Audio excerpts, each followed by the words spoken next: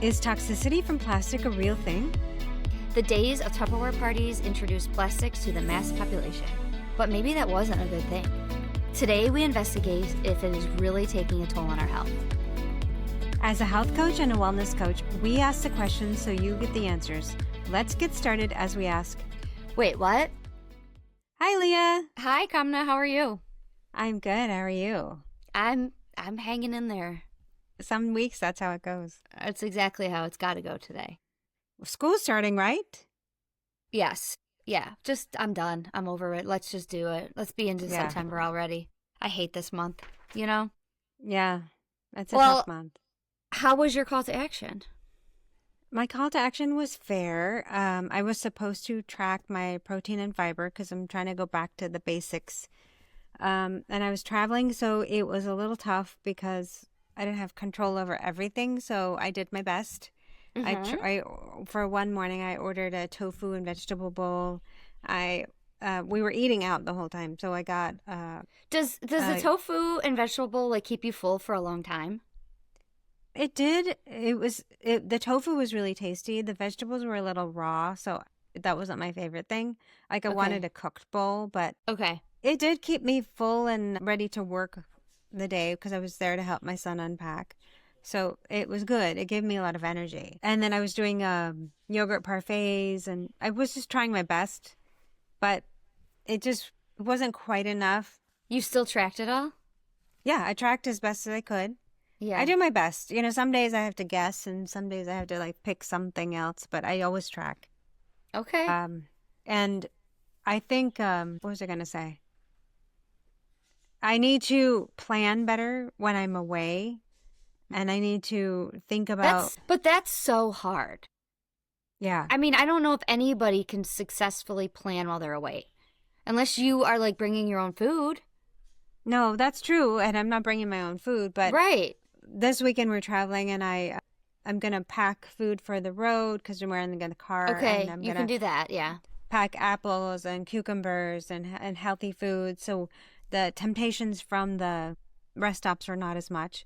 But it's I need something in the beginning of the day, either to map out my day or to say, this is what I'm going to eat, or look at menus beforehand, because something has to change. And August and actually the summer is all full of travel. So I have to figure out a little bit. I have to. Well, that's true, because if you travel a lot, you have to figure it out. I remember talking to people that they traveled for work. And they were using that as an excuse. And I finally had to say to them, this is your normal. So you have to figure out how to make it work. You can't just say, well, I'm traveling this week, so I'll do it when I get home. While I'm traveling this week, I'll do it when I'm home.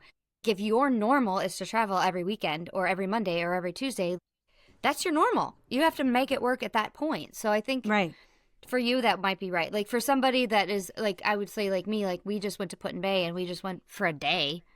And we don't do that hardly ever. You can plan, but is it really that important when you don't do it often? I don't know. Am I making sense or am I just rambling? I think if it's a vacation, go live it up. But in the regular, and it doesn't necessarily apply to even travel. It could be that, you always have unpredictability in your life. Right. Something is always happening. So you still have to have kind of a plan. Right. Because otherwise you're just going to be eating Doritos and I don't know, whatever. So true. So true. Well, that actually goes great with what my call to action was. Mine was to track and check to data collect and do my protein and my fiber. Oh, yeah. Yeah. And not calories. I just wanted protein, fiber, because I was convinced. Well, I mean, the reality is I don't get those. I don't get my protein and my fiber unless I actively try. Okay. Right. So also full disclosure, we didn't record for 2 weeks. So for 5 days I did nothing because I'm I got time. I don't need to do this. Anyway, that's just the truth of it. But when I did track, I would plan it in the morning. Yeah. And make sure I got as much as I could of protein and fiber. But here's the thing. I don't get near the amount unless I know before breakfast what I'm eating for the day. That's so interesting. If I willy-nilly just go, okay, I'm going to eat my breakfast and then I eat my lunch and then eat my dinner, don't get it. Don't get it at all. And even if I stay under my calories, I can be in a calorie deficit and I'm not getting what I need. Yeah. I think that planning is a key. Never once hit 100 grams of protein. Came Really? close. I came to 89 some days, but never once came. And that was actively trying. Wow. It was crazy. That number is really hard to get up there. Yeah, and I will say that it's much better, but there were still days where I was like, whatever happened in the morning and I didn't get to plan it. Yeah. I loosely planned it, didn't get it. Wow. Wow. Yeah. That's interesting. So Are I you have to going to know. start working that? No, I'm still working it. What I'm trying to do is create like a master list of things and the protein next to it. So I just know like, okay, well then I need cottage cheese this week and I need bear chicken to keep in my freezer this week and maybe something, you know what I mean? Like I'm trying to figure that out.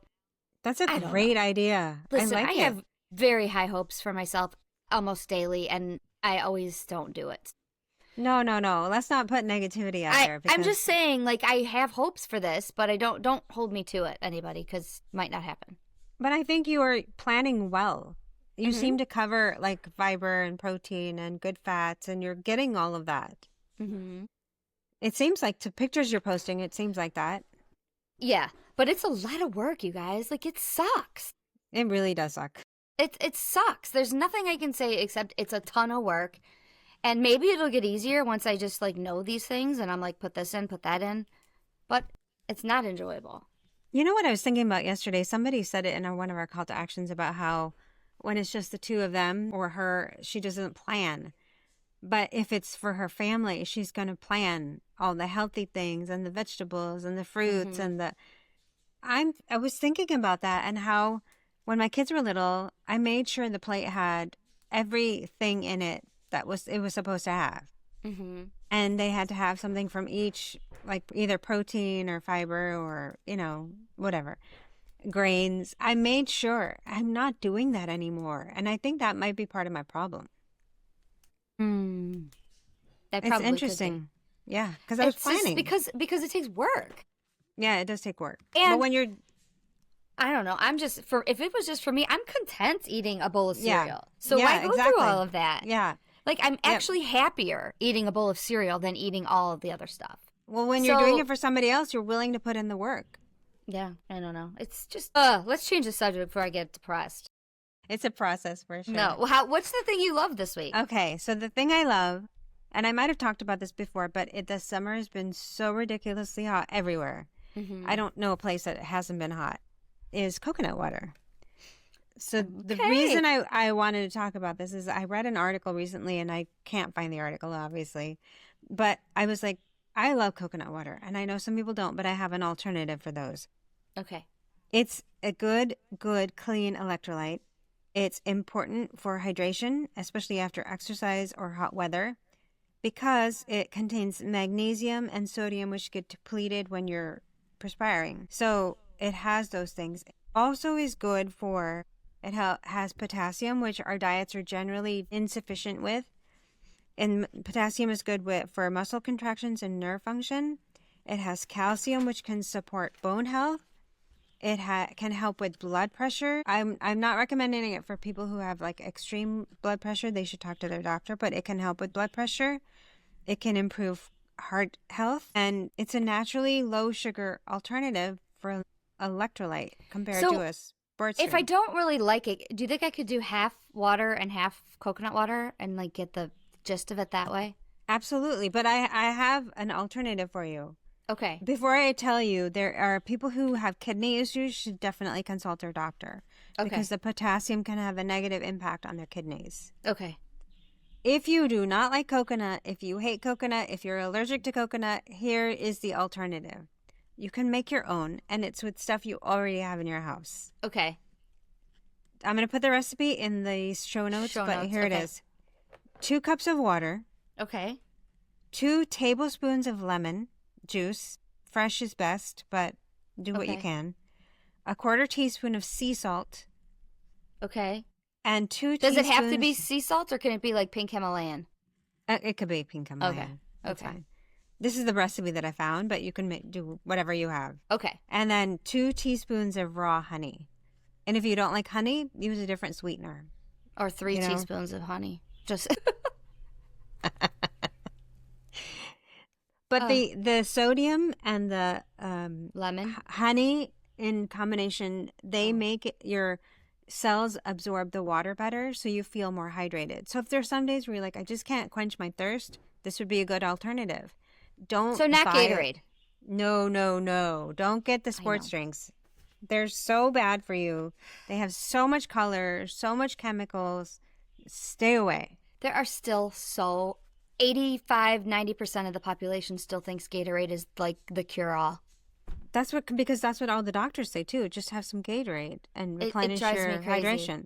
It drives me crazy. I wish people knew how bad it was for them. Yeah, I do. Yeah. Honestly, even when you get a colonoscopy, they're like, drink Gatorade. It's like, well, that's the drink now, right? You mix Gatorade with Delcolax and the Miralax. Yeah, and I found when I did my colonoscopy, that was disgusting to me. The Gatorade in particular. It's just annoying. Like, come on, can't we have something better?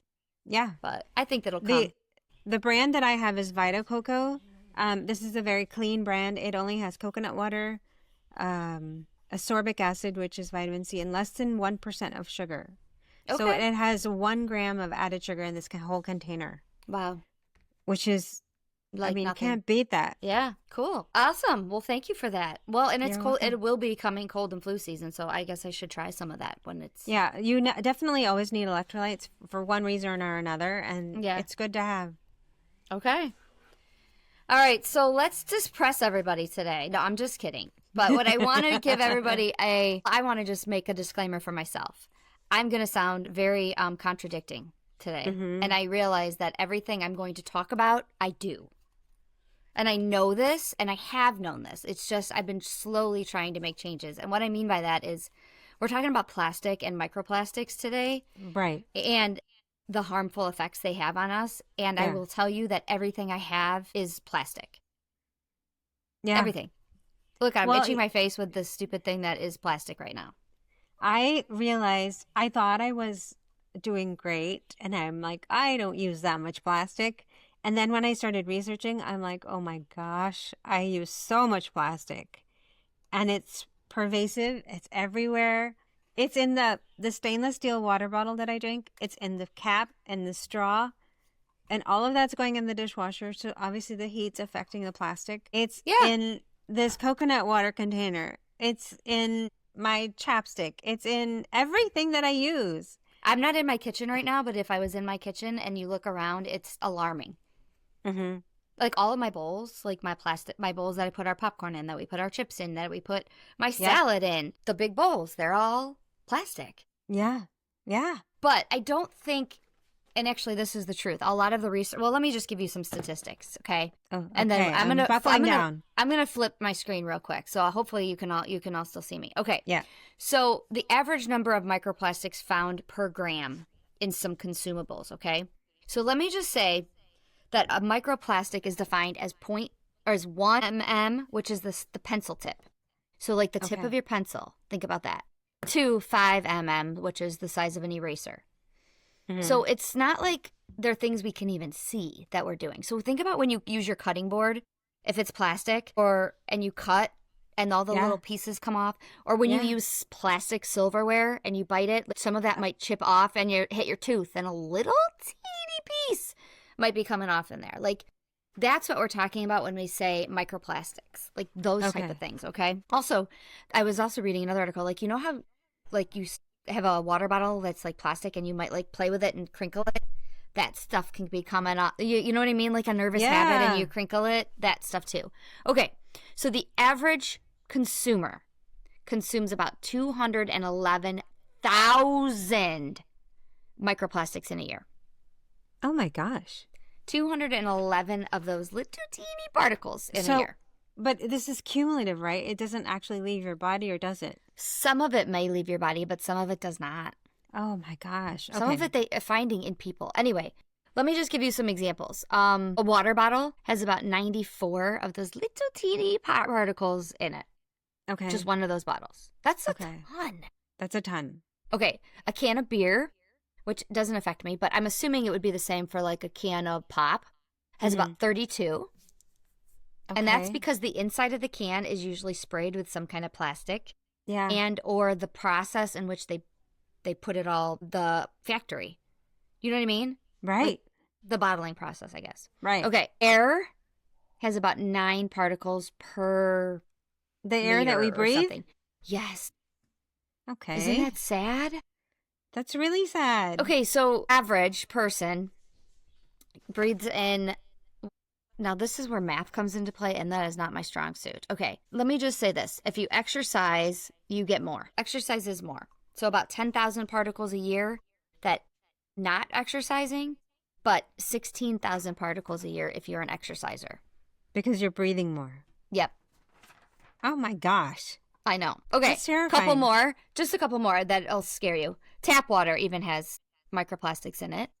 Okay. Sugar, because of the processing and how it's done. Salt and honey. Honey, think about when you buy honey, even all natural honey, it comes in a plastic little bear, usually. Yeah, always. Always. Ah. So, and you squeeze that, and the squeezing is causing creases and dents in the plastic, and there you go. Oh so really, this, and again, this is just an average, and this is from the website statista.com, and they have not cute, but they have a chart on there too. So when I was reading this, that's when you and I were like, we got to talk about plastics. Yeah. So what did you find out?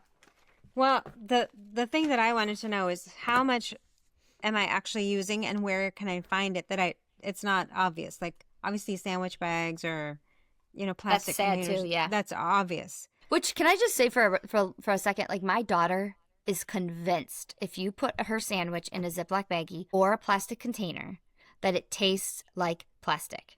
Does it? Forever. So I've always had to find different ways to give her sandwich. Annoying. But it's true. She's right. Kind of does. Sometimes the plastic really does smell. And it leaves a taste. Anyway, yeah. Go ahead. Sorry. So I went to go look at places that you can find the plastic. And I was surprised by some of them, honestly. The first, obviously, is water bottles, but tea bags. That, I don't understand. Isn't it paper? No, it's made of some material, so loose tea doesn't leak out.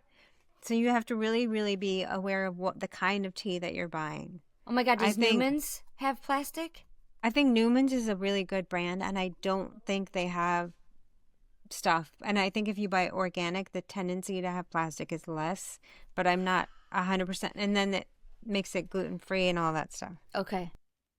Wow. Were you thinking of something? Well, I was just thinking that you mentioned tea bags, which makes me think of the hotter the item in plastic, the more dangerous it is. Yes. So, and if I'm gonna, go ahead. No, I drink tea in the morning, but we drink loose tea. It's like an old Indian thing. You just put loose tea in the water and you boil it and then you strain it. And somebody said to me once, why do you use loose tea? But this is the reason why. And I had no idea that I was doing the right thing. I didn't know you drank loose tea. Yeah. Okay. Do you read your tea leaves after? No, I'm just curious. I wish I knew how. I wish I knew that. That would be so cool. Okay. This is one that I do. It's chewing gum. I don't understand that. I chew gum in the car, but it's a study done at UCLA, my alma mater, found that both natural and synthetic chewing gums release microplastics during the chewing plastic. So what, do they put plastic in the gum? Like, I don't understand. It's in the gum. That's how they make it. Something about it. I just don't get it. Like, I don't know. I guess it's a chemical, I guess. Like, there's no all-natural gum, I guess. Right? I don't know. There are, but even then you have to be really careful. Okay. That makes me just disgusted. The Ziploc bags, we know, but this is relating to what you were talking about earlier, that when you have extreme temperatures, it can affect the plastic. Mm-hmm. I saw this video yesterday that blew my mind. It makes me not want to eat out. So this guy was adding oil to a big frying pan, and it was like an outdoor vendor. And he added the oil by dipping the bags into the hot oil, so they would release the oil into the bag in the frying pan. So that the bag would burst? It melted open, and then the oil came out. And I thought, that's so gross. You know what else is disgusting? Is sous videing. You don't know about that because it's the way to cook meat. You cook it in plastic. Yeah. And when I worked at the school, we would cook our pasta in bags. Really? And our meat was cooked in bags. You put it in boiling water in bags. Oh my gosh. That's disgusting now that I look at it. It is. Even I freeze things in Ziploc bags if I'm saving it or I'm using it for another time. So Ziploc bags are not a great one. Clothing, polyester, nylon, acrylic, and spandex that seeps into your skin. And we know skin is the biggest organ, so that's a dangerous thing. And I obviously wear a lot of it from exercise clothes. A lot of clothes in general. Like, you don't even know. They're not, very rare to find something 100% cotton anymore. Or even like undergarments. Oh, well, you know about that, yeah. You know? It's terrible. Oh, God. Receipts that you get at like gas station, grocery store, they have restaurants, they have a coating. So if you can avoid getting a paper receipt, you should do that. And if you do get a paper receipt, make sure you wash your hands right away. I never would have thought of that one, ever. This one surprised me because I don't know why. It's very obvious, but that's how this goes. Glitter. You know what's really interesting is the young kids love glitter. Mm-hmm. Mm-hmm. And they're probably inhaling it. I have blown my nose before and glitter's come out. Oh my gosh. Because it's been everywhere and I've been cleaning it up and and I don't even know I'm sniffing it up. It just, you know what I mean? When you have glitter, you can find that for weeks and weeks in the oddest spots. I know. Glitter's like, some party centers don't even allow glitter anymore. I can see why. They don't, yeah. Or you get charged more. Disposable coffee cups? That's huge because I think everybody thinks like, oh, it's a paper cup. Well, it can't be. They line the inside with a plastic. Right, right. So what do you do about that if you're getting coffee out? If they will put it into your cup, ask them to put it directly into your cup. Otherwise, immediately transfer it.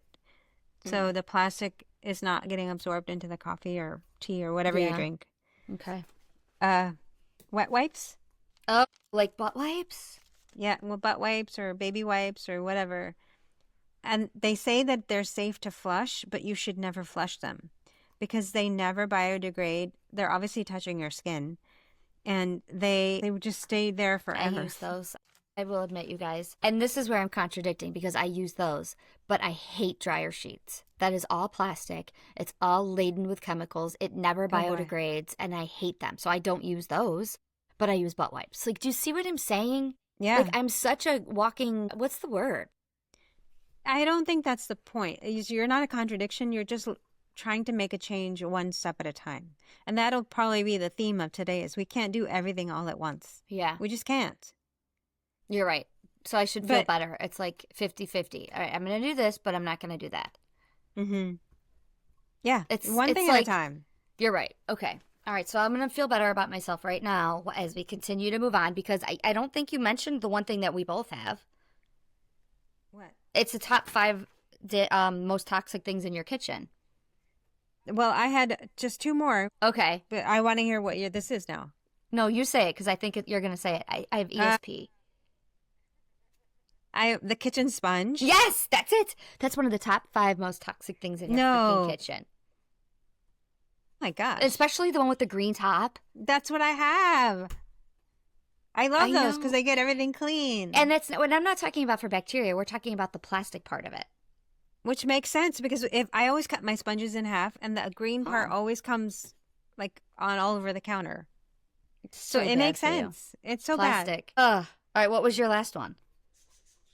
Containers and cans, which generally have BPA. Now you can get BPA free. But you should particularly avoid canned tomato anything. Canned tomatoes, canned tomato paste. Well, what do you do? Buy jar? Do they even make jarred tomato, like, paste? No, I don't think they do. So, like, if you're going to make a spaghetti sauce, they don't make a jarred paste, I don't think. I don't know. We need to look this up. I know. Because I do use tomato paste. But the acid in the cans can cause the plastic to leach out. That's crazy. Like, I mean, I know it, and I know it's bad, but it's like, what are you supposed to do? So then I went to see about BPA because I'm like, if BPA is on all these cans, and I do use some canned foods. Yeah. I try to get BPA free, but I don't always look at that. I don't ever. It's an industrial chemical used to produce polycarbonate plastic and epoxy resin. And it can be found in water bottles, food storage containers, toys, food beverage cans, receipts, and thermal paper, medical devices, dental sealants, and orthodontic appliances. P.S. Almost everything you just said is something that we come in contact with, especially like dental stuff. Like my daughter has Invisalign. Mm-hmm. What do you think that is? Her Of course, it's all plastic. And I have a mouth guard. It's plastic. And I grind my teeth. And you don't think I have microplastics because of my mouth guard? Right. I save my teeth or I ingest plastic. I don't know which one is better. I know. So here's another thing I was thinking about, and I don't know if this is a great analogy, but what I'm thinking is everything I'm reading says we're only beginning to study microplastics, and in decade or 2 decades where the studies are going to come out and it's going to be like alarming and fast. Yeah. Like, oh my gosh, here's this. Oh my gosh, here's this. Because what the problem is, there's just doing these studies now and they take a decade to gather that research, right? Right. So I feel like, and this isn't a great analogy, but I feel like it's like the smoking. Like everybody used to smoke, right? Yeah. Everybody. And it wasn't dangerous. Like back in the 40s, 50s, like, I mean. It was very fashionable. I mean, inside planes, in bed people would smoke, right? Yeah. It wasn't bad for you. And now we're like, oh my God, it was so bad on a cellular level. It like does so much damage. I feel like that's what plastic's going to be. Right. I think we're getting there, but there's so much that we just don't know. I know. You're right. We're just at the tip of it. Okay. I have the top 5 most toxic things in your kitchen. I'm scared. One, you said, was the sponges. The first one, plastic cutting boards. I have that. I have that too. Okay. And, you know, the bad thing about that is you see all the like marks and lines from the knife. So you know that's getting into your food. You know it is. Okay. Number 2 is nonstick cookware, which I've slowly been one item at a time replacing. Because I know it's too expensive to just go, oh, I'm going to go buy all new pots and pans. Like, I don't have that. Pots and pans are very expensive, honestly. It's like my kids' school closed this month or pots and pans. Like, they win. Sorry. Well, it's not even that. It's like, which one are you going to like for your stovetop if you have electric or if you have gas, or which one is not going to stick? And it's just a whole thing. It's very personal, just like your water bottle. Yeah, you're right. It is. Number 3 is an I told you so moment for me to everybody. Keurigs. Yeah. We just got rid of ours. Hello, plastic cup, hot water going through plastic, not good. Yep. It punches a hole in it, and it's like, anyway. Very true. And then the 4th one is a Brita pitcher.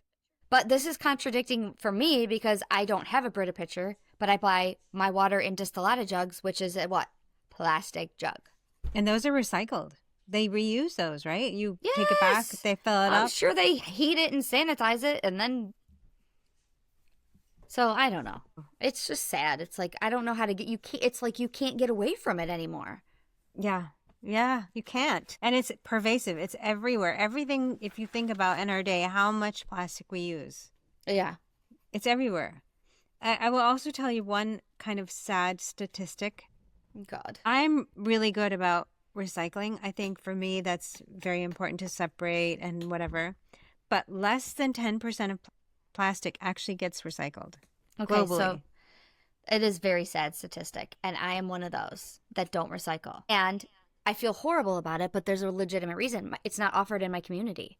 Oh, so that would require me to put it in bags, which I'm going to clean it, which guess what, nobody in my family is going to clean that plastic and put it in a bag. Then it requires me putting it in my car and driving around in a month, because I'm not going to go drive it immediately. Like, it's just, I have a Goodwill 2 streets away, and I drive around with Goodwill stuff in my car for a year before it actually makes it there. So it's like, and I know I feel bad about it, but I don't know what to do. Like, it's, I know. And it's that way. Like people who live in apartments, maybe they don't have recycling, or if you have, we save grocery bags for our little garbage cans in the bathrooms and stuff. Yeah, so do I. The box is overflowing, I just throw it away or recycle it. I mean, but still, it's not like I'm being overly conscious of the thing, and I need to do better with that for sure. I will tell you guys, the elementary school out here did a grocery bag drive for a bench, and everybody could bring in their grocery bag, the bread bags, bun bags, all of those bags, the plastic bags, and they got a bench in less than 6 months. Wow. That's really good. It is good, but it was a lot of work, so they're not doing it again. You know what made me think of when you said the drive is the black plastic. Oh, that it's in your kitchen? You had a post about that a few months ago, I think, about how bad it is.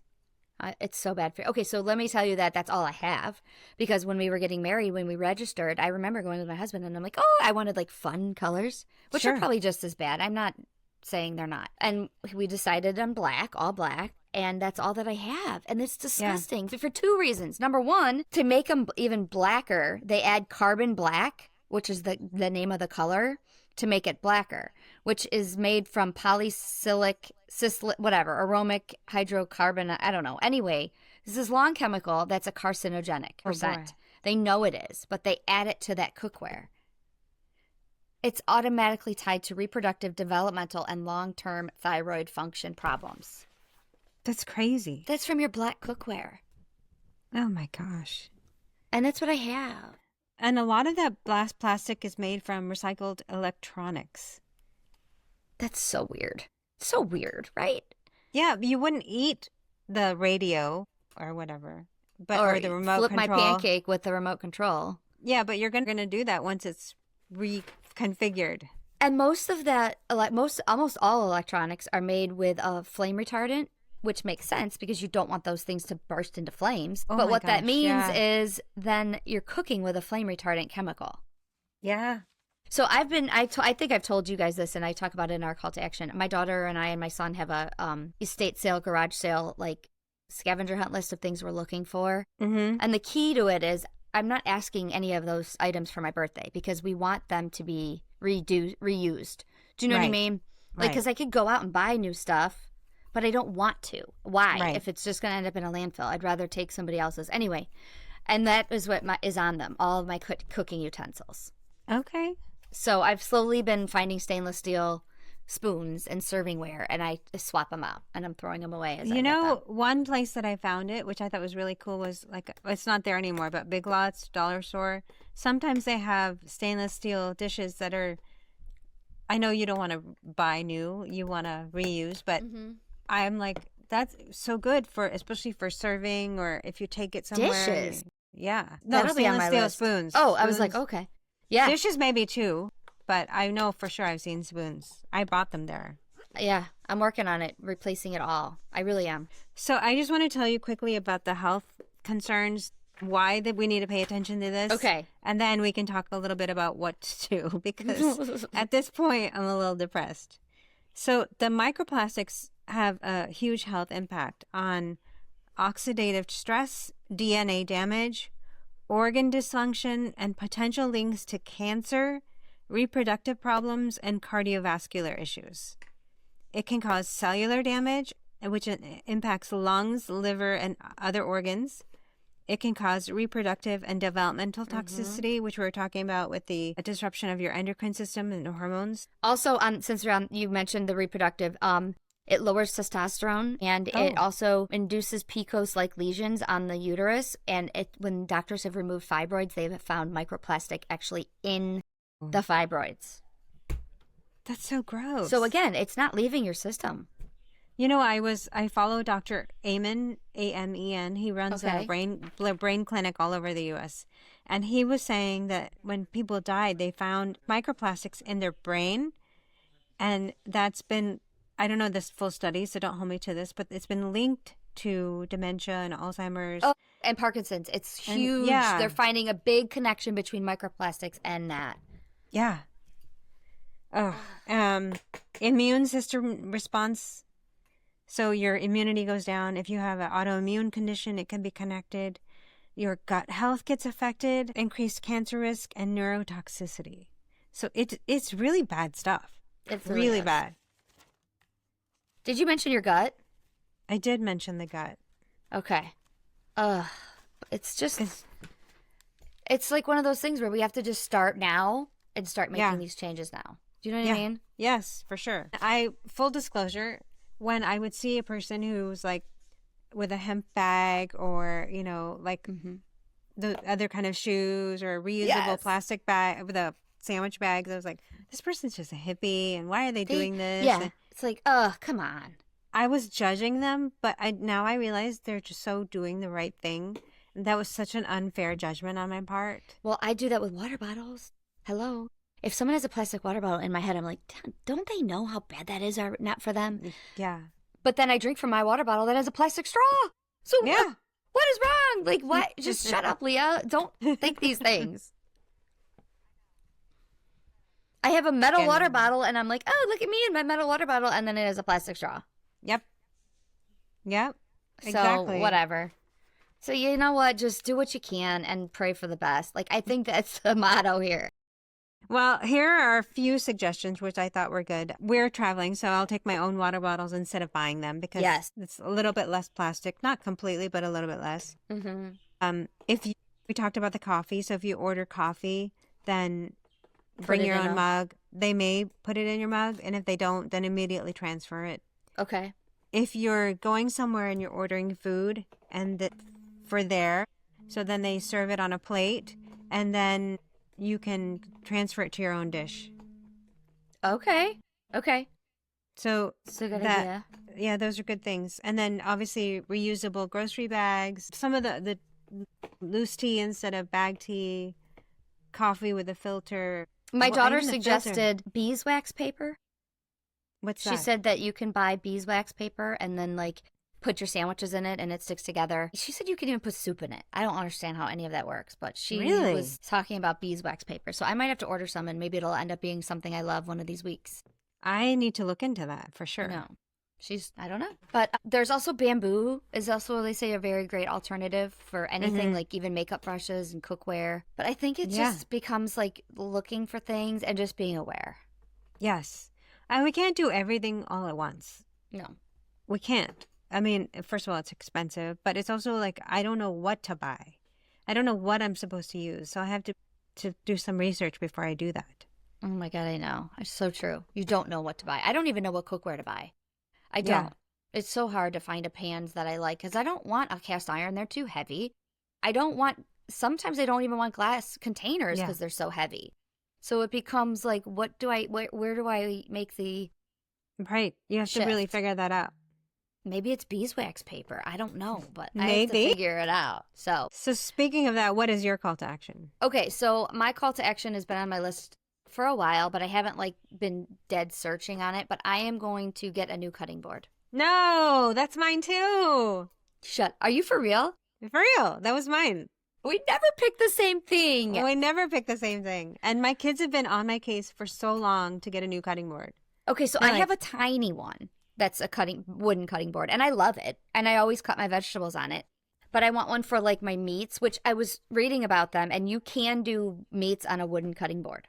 And I was always under the impression, I learned that you can't, but you can. But yeah, I'm going to go. And there's also tons and tons of TikTok videos on if you find one at a thrift store on how to recondition it and clean it. And so that's my mission this week.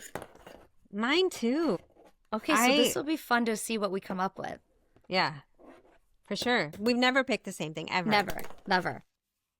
Yeah. So hopefully we both do it and then we actually can compare them. That'll be fun, for sure. Yeah, that'll be a process. Well, this was depressing, but also enlightening, I guess you could say. Yeah. Like, I'm also glad that I know all of this, but it's also one of those. Oh, also, I just want to point out that it's really important that you don't have kid toys with black plastic because they put that in their mouth. Yes. So keep that in. I was reading a lot about plastic in kids' toys and how they chew it, and if it's black especially. So. And the other thing to kind of think about is sometimes we have health issues, but we don't know why we have these health issues. And if it's something we're ingesting or in our living space, it may be the cause. That's true too. I think that's why we're talking about this. This might be the reason. Yeah, it's gonna be blowing up, I think, within the next 10 years, big time. Yeah. More and more. So for sure. All right, well, have a good weekend, and we'll see you next week. See ya. We hope you enjoyed today's episode. All the information provided is meant for education and entertainment purposes only. Please consult your physician before making any changes. If you like this episode, please give us a 5-star review. Also, share this episode with someone who you think would enjoy it. If you have topics you want us to investigate, please message us. Thanks!